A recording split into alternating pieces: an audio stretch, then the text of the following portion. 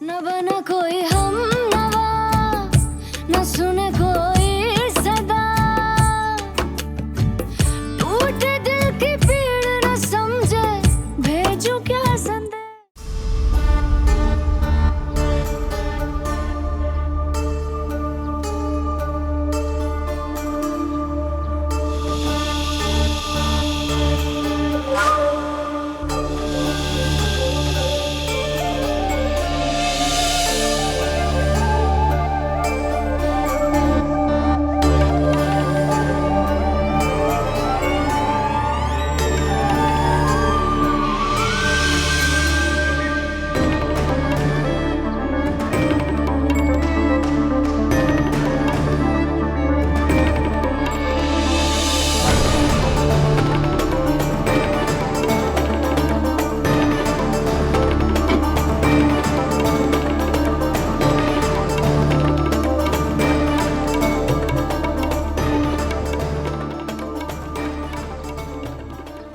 कैसा है मेरा भाई?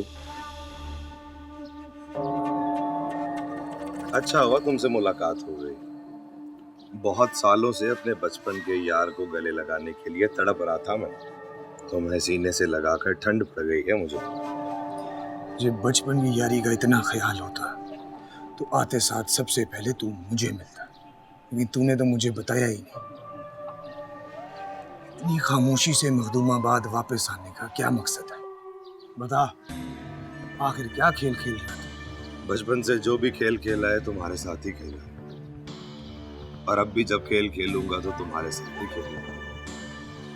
परेशान मत हो मेरे भाई, बहुत जल्द तुम्हें पता चल जाएगा कि मैं क्या खेल खेल रहा हूँ। अगर इतनी बातें याद हैं तो ये भी याद हो, हर खेल में जीत हमेशा मेरी होती थी। जीत तुम्हारी नहीं होती थी अनीस, मैं ही हमेशा अपने छोटे भाई से हार जाया करता था।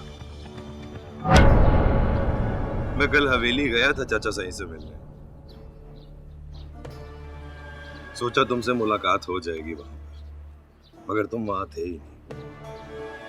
खैर अब मैं वापस आ गया, अब मुलाकातों का सिलसिला जारी रहेगा। मुलाकात होगी जरूर, लेकिन अभी मैं जरा जल्दी में।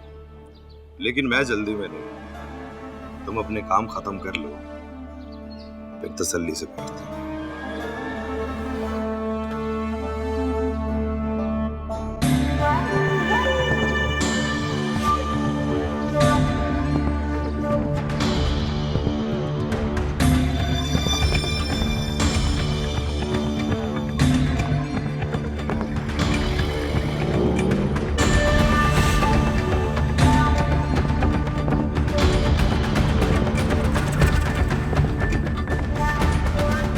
इस बात का सबूत है, मखदूम दाऊद की बेटी जायदा की मौत किसी बीमारी से नहीं, बल्कि उसे रनीस ने अपनी पिस्तौल के फायर से कत्ल किया है। उस जालिम शख्स ने अपनी बहन के सर पर गोली मारी, जिससे उसकी मौत मौके पर ही हो गई। और ये सारा वाकया मखदूम दाऊद के सामने उसकी अपनी हवेली पर।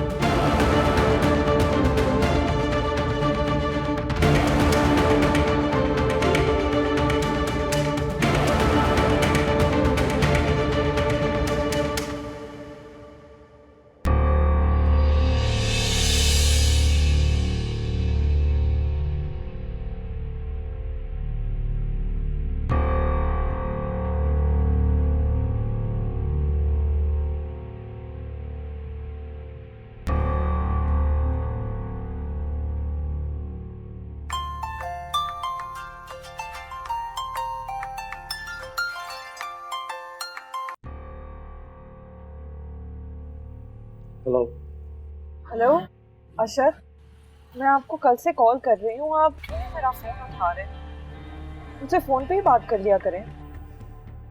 बताओ क्या बात करनी है?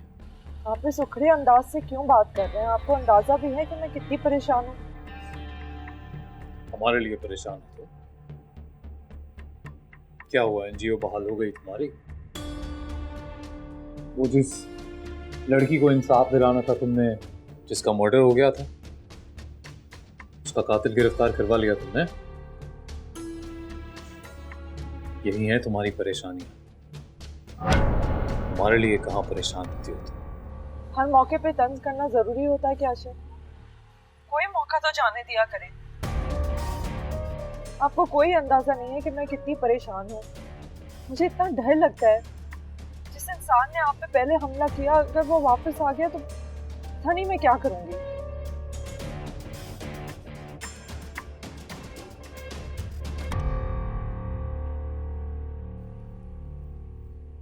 बता रही हो या धमका रही हो? क्या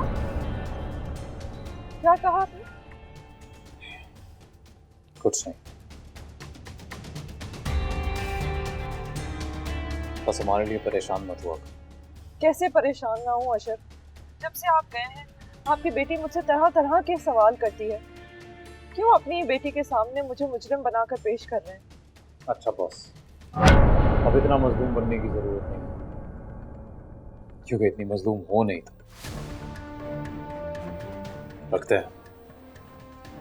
हेलो हेलो अशर,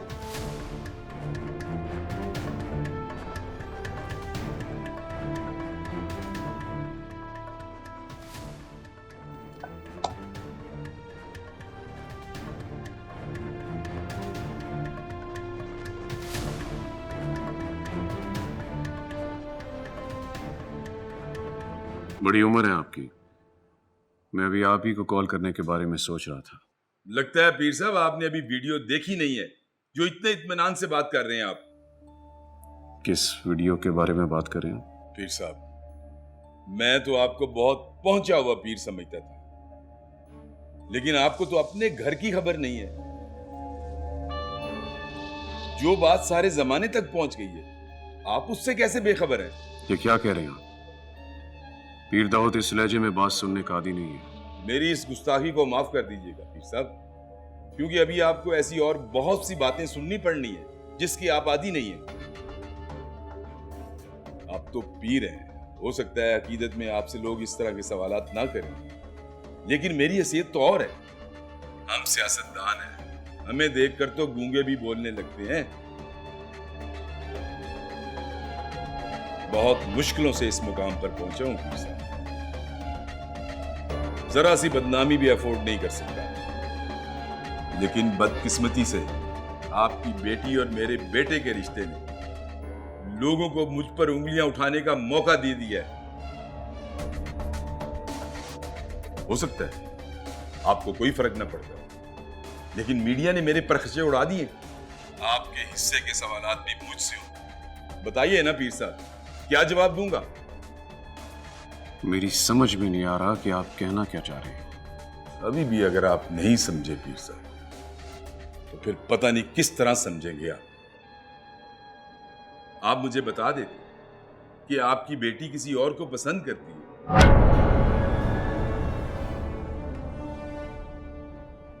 तब भी पीर साहब मैं रिश्ते से इनकार ना करता।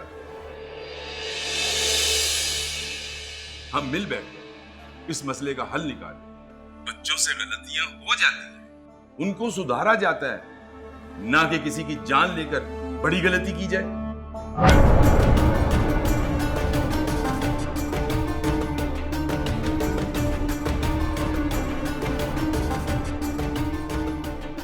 आप जानते हैं अच्छी तरह कि मखदूमाबाद और उसकी सीट मेरे बड़े भाई पीर शफकत की वजह से अपने हाथ से निकल गई, वरना यहां तो मैं बगैर मुकाबला ही जीत जाता। किसी की जरूरत नहीं होती थी कि वो हमारे सामने खड़ा हो।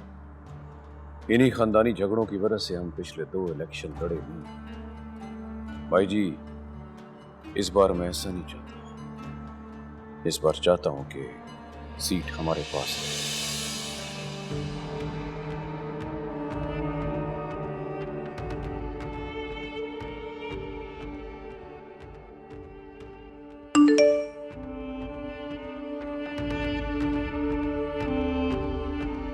मेरे पास इस बात का सबूत है मखदूम दाऊद की बेटी जाहिदा की मौत किसी बीमारी से नहीं, बल्कि उसे पीर अनीस ने अपनी पिस्तौल के फायर से कत्ल किया है। सालिम शख्स ने अपनी बहन के सर पर गोली मारी, जिससे उसकी मौत मौके पर ही हो गई। ये सारा वाकया मखदूम दाऊद के सामने उसकी अपनी हवेली पर ही हुआ।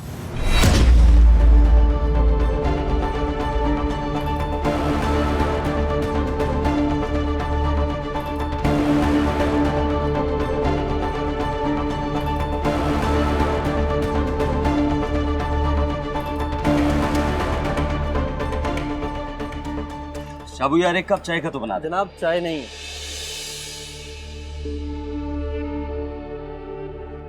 चाय नहीं है? ये रखी तो हुई। जनाब ये चाय आपके लिए नहीं है, आप कहीं और जाके चाय पी लें।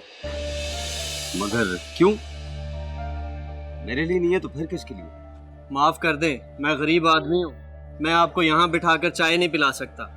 आप मेहरबानी फरमाकर यहाँ से चले जाएं।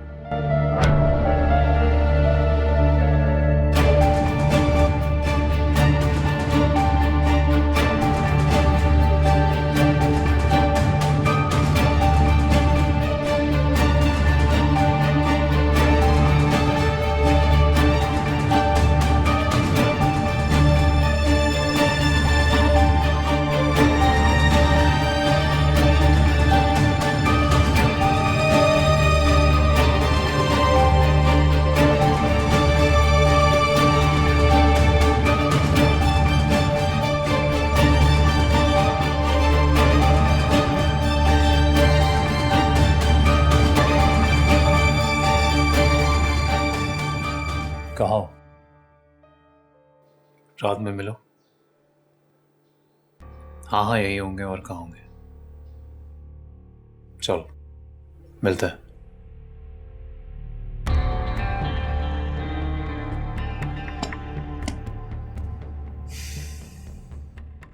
मैंने आपसे पहले भी कहा था, मुझे उस रिपोर्टर का किस्सा खत्म करने थे, मगर नहीं, आपको तो उसे जिंदा रख के उसके हाथों से मेरे गले में फंदा डलवाना था। अब खुश हैं आप? ख्वाहिश पूरी हो गई आपकी? लेकिन नहीं बाबा साईं, नहीं, मैं इतनी आसानी से नहीं मरूंगा, और उस 2 टके के रिपोर्टर के हाथों तो बिल्कुल भी नहीं। सियासत जाए भाड़ में, अब मैं उसे नहीं छोड़ूंगा, नहीं छोड़ूंगा मैं उसको। रुको अनीस, तुम उसे कुछ नहीं कहोगे। अब भी आप मुझे रोक रहे हैं बाबा साईं? उस 2 टके के रिपोर्टर को जिंदा रख के कौन सा तमगा हासिल करना चाहते हैं आप? पहले ही तुम्हारी बेवकूफियों की वजह से आज हमें ये दिन देखने पड़ रहे, और मखदूमाबाद तो क्या पूरे मुल्क में किसी की जुर्रत नहीं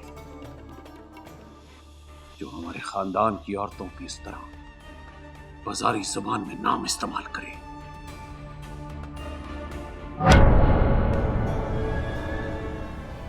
रही बात उस रिपोर्टर की,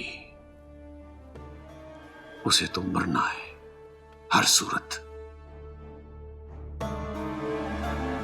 मगर उसे मारने से पहले अपने उस दुश्मन का पता लगाना है जिसने घर की खबर दी।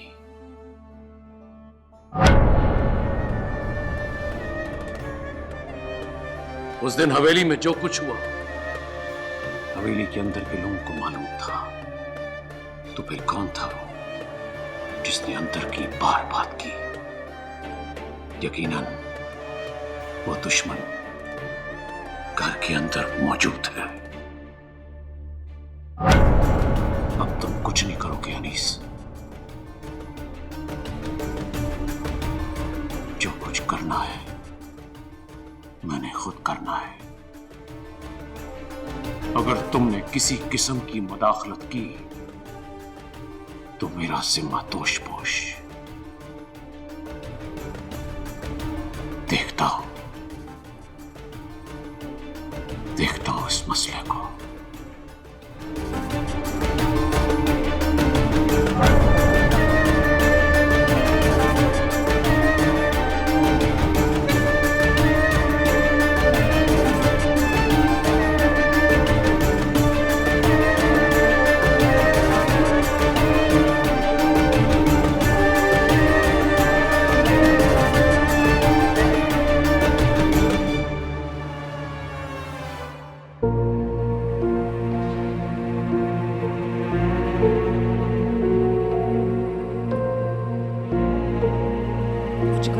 पड़ेगा तुझे बेनजीर।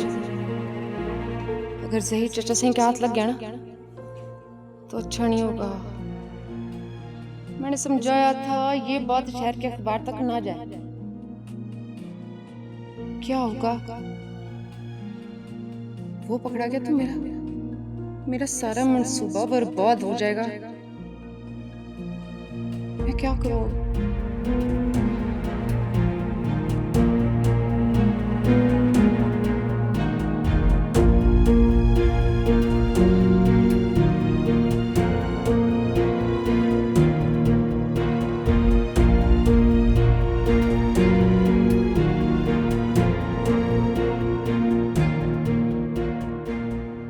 स्टेप शाबाश।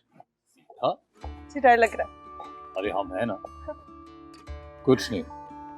टर्न। ओके। आंखें नहीं खोलना, आंखें नहीं खोलना। ओके। अब खोल लूं? अरे नहीं, अभी नहीं। एंड जस्ट आखिरी। जब मैं खोल लूं? अरे हम कह रहे हैं ना अभी नहीं।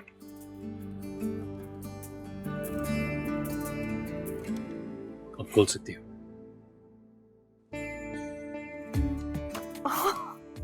वाह, ये सब मेरे लिए? ये भी और हम भी। पर हम इसकी वजह से नहीं कह रहे थे कि आंखें बंद रखो। वो तो इसलिए कह रहे थे कि इतनी खूबसूरत लग रही हो, खुद को देख लेती तो अपनी नजर लग जाती। एक तो ये आंखें, पता है जॉन साहब ने इन आंखों को देखा नहीं, फिर भी लगता है कि इन्हीं के बारे में कहा है। कयामत खेज है ये आंखें। हम ख्वाब किसके देखते? मैं शायर की बीवी हूँ, लेकिन मुझे तो शायरी बिल्कुल नहीं आती। शायर की बीवी बन के क्या मिलेगा? हमेशा उदास रहोगी, मायूस। शायर की महबूबा बनो, क्योंकि एक शायर को कोई पूरा जहान भी मिल जाए ना, तो शेर वो सिर्फ महबूबा के लिए ही कहता है। बीवी बनना तो मेरे इख्तियार में है। महबूबा सिर्फ तभी बनी रहूंगी जब आप बना के रखेंगे। क्यों नहीं रखेंगे? पता है माहिम, जब से हमने तुम्हें देखा है दिल से बस एक ही दुआ निकलती है कि जब तक जिंदा है तुम्हें ही देखे, तुम्हें ही सुने और बस तुम्हें ही लिखे।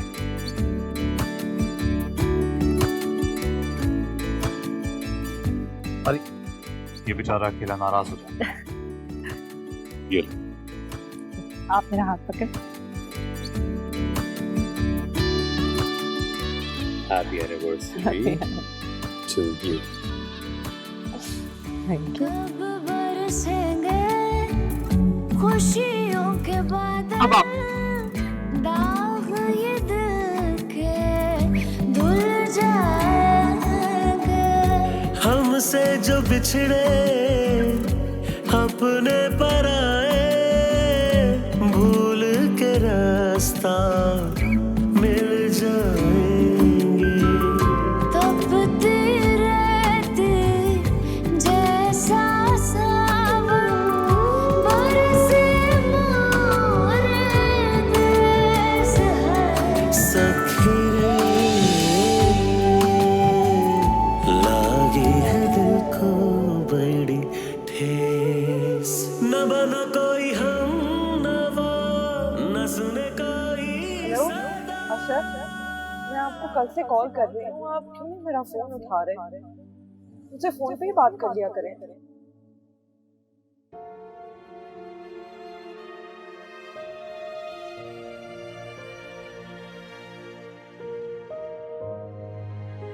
बताओ क्या बात करनी है? आप इस उखड़े अंदाज से क्यों बात कर रहे हैं? आपको अंदाजा भी है कि मैं कितनी परेशान हूँ। हर मौके पे तंज करना जरूरी होता है क्या अशर? कोई मौका तो जाने दिया करें।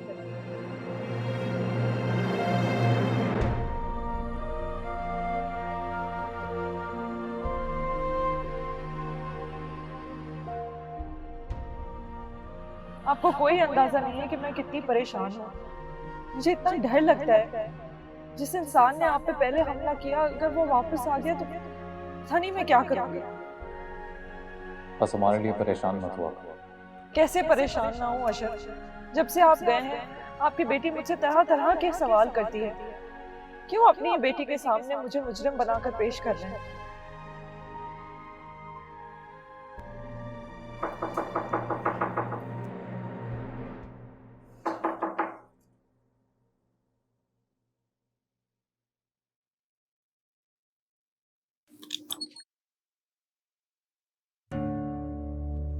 हाय, मैं यहाँ से गुजर रहा था, सोचा आपको देख लूं। कैसी हैं आप? शुक्रिया, मैं ठीक हूँ। आई एम सॉरी, शायद मुझे इस वक्त नहीं आना चाहिए था। नहीं, ऐसी कोई बात नहीं है। एक्चुअली आप उस दिन बहुत परेशान थी और आपके साथ भी कोई नहीं था। मैंने सोचा शायद आपको मेरी किसी किस्म की मदद की ज़रूरत हो। Thank you. ओके, मैं चलता हूँ। ठीक। आई एम सॉरी, मैं आपको अंदर नहीं बुला सकती। एक्चुअली सबको पता है कि मैं अकेली रहती हूँ तो। It's okay, it's absolutely fine. मैं चलता हूँ। अल्लाह हाफिज़।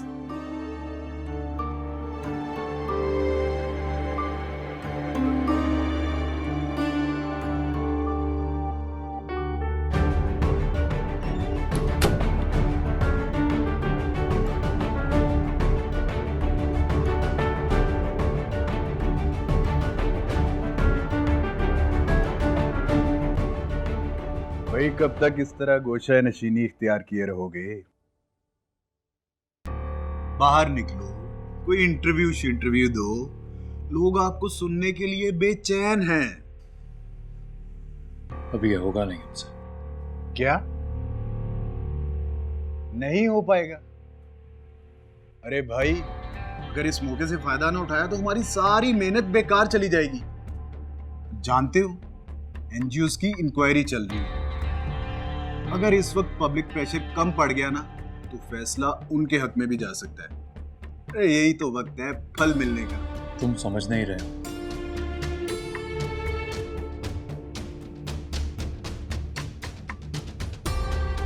जब तक हमें ये नहीं पता चल जाता कि हम पे गोली चलाने वाला कौन था, तब तक कुछ और नहीं सोच सकते। तुम ये बात भूल क्यों रहे हो? तुम्हारी बीवी की एनजीओ पर बैन तुम्हारी ख्वाहिश पर लगा था। तुम भी तो यही चाहते थे ना? तुम्हारी ख्वाहिश पर इतना बड़ा कदम उठाया गया, तुम पीछे कैसे हट सकते? तुम हमारी प्रॉब्लम समझ नहीं रहे हो। जिंदगी के उस फेज में कि किसी भी चीज पे फोकस नहीं कर पा रहे। ऐसा लग रहा है जैसे कुछ छिन गया हमसे, जैसे सब खाली है। थोड़ा वक्त दो, खुद को समेटने के लिए थोड़ा वक्त, बस। अगर ये वक्त गुजर गया ना तो हमारे पास सिर्फ वक्त ही रह जाएगा। ना नाम रहेगा ना काम। अब तक तो बीवी के नाम से पहचान थी तुम्हारी, फिर शायद बीवी भी ना रहे। एनजीओ पर बैन तुम्हारे कहने पर लगा है और ये बात ज्यादा देर तक छुपी नहीं रहेगी। सोचो, अगर ये बात उस तक चली गई तो? अगर बाकी जिंदगी एक नाकाम शख्स बनकर गुजारना चाहते हो तो तुम्हारी मर्जी। और मेरी एक बात ध्यान से सुनो, तुम्हारे ऊपर बहुत बड़ी इन्वेस्टमेंट हुई है। चैनल, सोशल मीडिया, न्यूज़पेपर्स, ये जो हर जगह तुम्हारे नाम की धूम मची हुई है ना, ये ऐसे ही फ्री में नहीं होती। इसके पीछे बहुत बड़ी इन्वेस्टमेंट है। और आप इतना तो समझते हैं, कोई भी इन्वेस्टमेंट बगैर मकसद के नहीं होता। तो मेरा काम था आपको समझाना। समझ गए।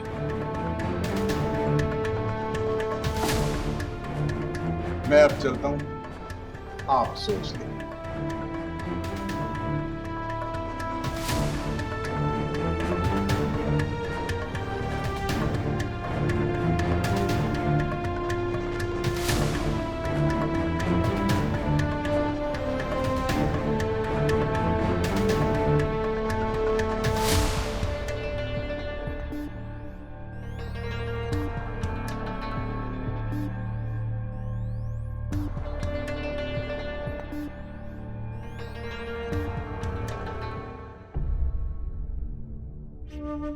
क्या हुआ, एनजीओ बहाल हो गई तुम्हारी? वो जिस लड़की को इंसाफ दिलाना था तुमने, जिसका मर्डर हो गया था, उसका कातिल गिरफ्तार करवा लिया तुमने? यही है तुम्हारी परेशानियां। ये लो माहीन, गरम गरम कॉफी। Thank you.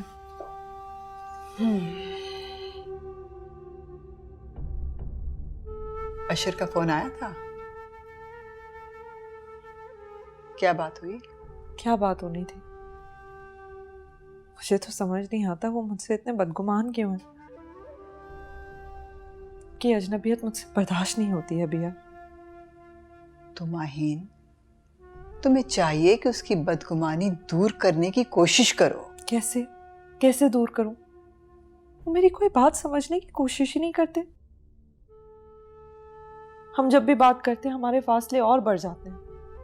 हमारा रिश्ता इस पॉइंट पे आ गया है कि मिलना तो दूर की बात है, मैं तो उनको कॉल करने से पहले 100 बार सोचती हूँ। क्या मियाँ बीवी का रिश्ता ऐसा होता है? मुझे तकलीफ देने का कोई मौका वो हाथ से नहीं जाने देती।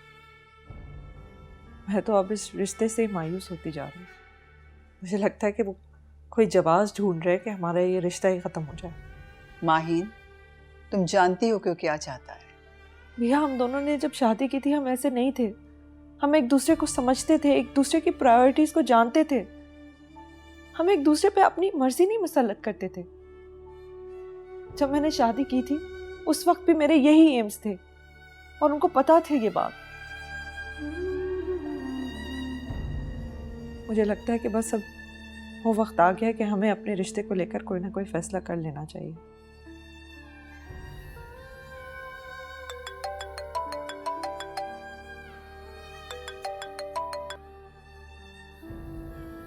हेलो,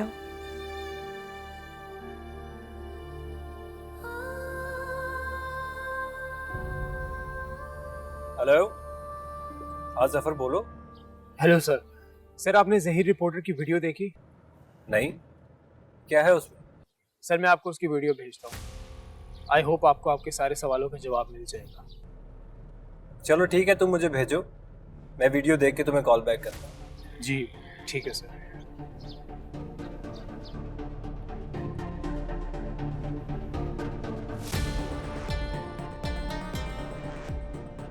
लगता है अब मामा मामी की कत्ल का बदला लेने का वक्त आ गया। सालिम शख्स ने अपनी बहन के सर पर गोली मारी है, जिससे उसकी मौत मौके पर ही हो गई। ये सारा वाकया मखतूम दाऊद के सामने उसकी अपनी हवेली पर ही हुआ। पता नहीं उस दिन मैंने उनकी बात क्यों नहीं मानी, क्यों वापस भेज दिया। मैंने इतनी बड़ी गलती कर ली, पता नहीं कैसे इतनी बड़ी गलती हो गई मुझसे। आपकी कोई गलती नहीं है, आपने उन्हें वही मशवरा दिया जो आपको ठीक लगा। कोई बाप अपनी बेटी का सिर्फ इस बात पे कत्ल कैसे कर सकता है कि उसको अपनी मर्जी से, अपनी ख्वाहिश से शादी करनी थी? कोई इतना जालिम कैसे हो सकता है? अपनी मर्जी से शादी की ख्वाहिश तो बहुत बड़ा जुर्म है। यहाँ पे बहनों बेटियों को सिर्फ इसलिए कत्ल कर दिया जाता है कि कहीं वो अपनी जायदाद और ज़मीन में हिस्सा ना मांग लें। फिर कहते हैं कि औरतें किस हक का मुतालबा कर रही हैं, कौन सी आजादी चाहती हैं औरतें। पता नहीं हमारी ये सोच कब बदलेगी, कब लड़कियों को अपनी मर्जी से जीने का हक मिलेगा। आप आज इंक्वायरी कमेटी के सामने पेश हुई थी, क्या सवालात किए उन्होंने? कोई नया सवाल नहीं था, वही जो सब कुछ सोशल मीडिया पे अभी चल रहा है, वही इल्जामात। मैडम, मैं 100% श्योर ये हमारी एनजीओ को बैन करने के लिए एक प्लानिंग के तहत कैंपेन चलाई जा रही है। वो लोग ये बहुत अच्छी तरह जानते हैं कि एनजीओज डोनेशंस पर चलती हैं, और अगर वो हमारी डोनेशंस रोक देते हैं तो मजबूरन हमें भी अपना काम रोकना पड़ेगा। आप माने या ना माने, ये हमारे खिलाफ साजिश की जा रही है। मैं अभी इसके बारे में बिल्कुल भी नहीं सोच रही साजिद। वो हमारी फंडिंग रोककर हमें शिकस्त नहीं दे सकते। अगर फंडिंग नहीं भी होगी तो मैं एक रोड पे खड़े होकर औरतों के हुकूक की ही बात करूंगी। हमारी शिकस्त सिर्फ तब होगी जब हमारी उम्मीद खत्म हो जाएगी।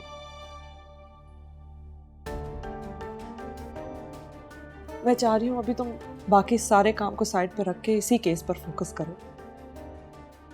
हमें माजिद और जाहिदा के कातिलों को पकड़ना है किसी भी हाल में। तुम अपने सारे कॉन्टैक्ट्स इस्तेमाल करके इस केस को मीडिया के सामने लाओ और जोया को कहो कि इस केस को स्टडी करे, जहीर से बात करो, उसके पास जो भी सबूत है हमें वो चाहिए किसी भी हाल में। हमें इस केस को एक मिसाल बनाना है लोगों के सामने। ठीक है, मैं इस पे आज से काम शुरू करता हूँ। मैं चलता हूँ।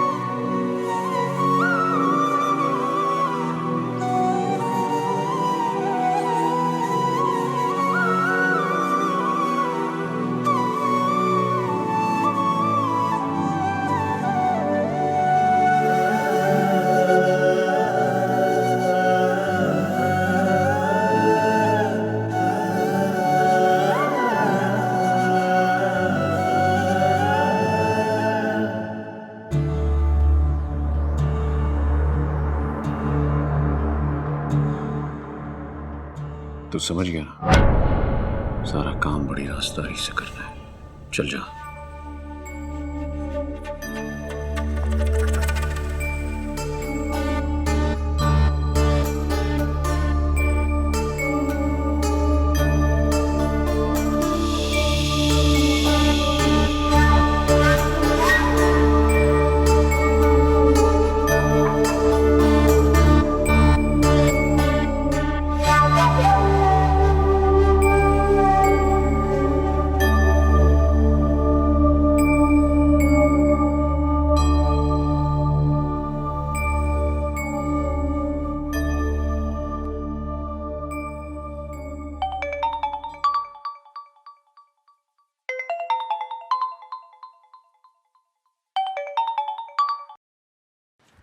हेलो, हाँ बोलो, क्या बात है?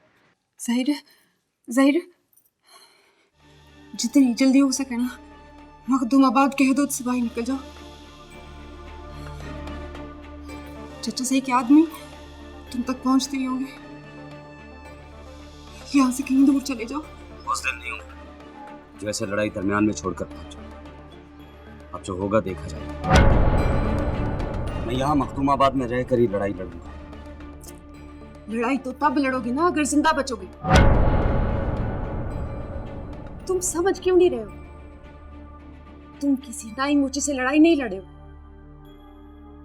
मखदूम दाऊद से लड़ाई लड़ने के लिए तुम्हें जोर से नहीं होश से काम लेना पड़ेगा। बात बहुत बढ़ गई है ज़हीर। तुम्हारी वीडियो ने मखदूम दाऊद के सारे मंसूबे मलियामेट कर दिए। इस वक्त वो गुस्से में कुछ भी कर सकता है। मेरी बात मानो ज़हीर, तुम यहाँ से कहीं दूर चले जाओ। अगर तुम उनके हाथ लग गए तो सब खत्म हो जाएगा। ना तुम बचोगे और ना ही मैं, और हमारे साथ ये लड़ाई भी खत्म हो जाएगी। तुम्हें डरने की जरूरत नहीं है। मेरी खाल भी उखाड़ देंगे तब भी तुम्हारा नाम नहीं लूंगा। और अगर मेरी मौत मखदूम दाऊद के हाथों लिखी तो मैं मरने के लिए तैयार हूं, मगर मैं मखदूमाबाद छोड़कर कहीं नहीं जाऊंगा। मरने से मैं भी नहीं डरती हूँ ज़हीर, लेकिन मैं अपने बाप के कत्ल का इंतकाम लेने से पहले मरना नहीं चाहती। अगर तुम अपने बाप की मौत का बदला लेना चाहती हो तो फिर यही वक्त है। अगर मैं मखदूमाबाद से चला गया तो फिर वापस नहीं आ पाऊंगा। यही वक्त है, वरना मखदूम दाऊद पहले से भी ज्यादा मजबूत हो जाएगा। आबार या पार, फैसला भी होगा।